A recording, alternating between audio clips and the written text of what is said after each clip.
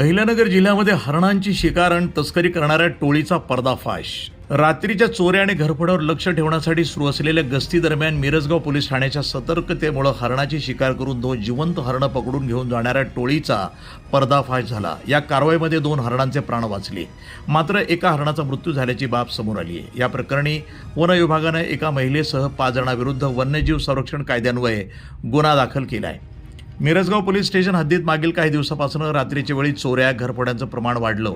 त्या पार्श्वभूमीवर प्रभारी सहाय्यक पोलीस निरीक्षक विजय झंजाड यांनी स्वतंत्र गस्त पथक नेमलं होतं। दिनांक 3 मार्च 2026 रोजी पहाटे सुमारे 4च्या सुमारास चांदे बिटकेवाडी जंगल परिसरामध्ये गस्त घालत असताना 2 दुचाकीवरनं जाणारे 4 पुरुष आणि 1 महिला ही संशयास्पदरित्या आढळून आली। पोलिसांनी त्यांचा पाठलाग करताच एका दुचाकीवरील 2 संशयितांनी गाठोडे आणि दुचाकी घटनास्थळीच टाकून अंधाराचा फायदा घेत पळ काढला। दुसऱ्या दुचाकीवरील संशयित दुचाकीसह फरार झाले।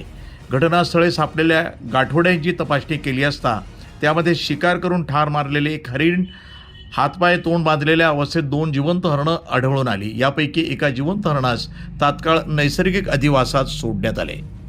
या घटनेची माहिती तात्काळ वन विभाग मिरजगाव यांना देण्यात आली। त्यानंतर वन परिक्षेत्र अधिकारी संकेत उगले यांच्यासह वनरक्षक सागर वागचोरे यांनी त्यांचं पथक घटनास्थळी दाखल झालं। पोलिसांनी जप्त केलेली दुचाकी, हरण पकडण्यासाठी वापरण्यात आलेली जाळी, दोरी, शाल, मोबाईल हँडसेट तसंच एक जिवंत आणि एक मृत हरिण असा सर्व मुद्देमाल वन विभागाच्या ताब्यात देण्यात आला आहे।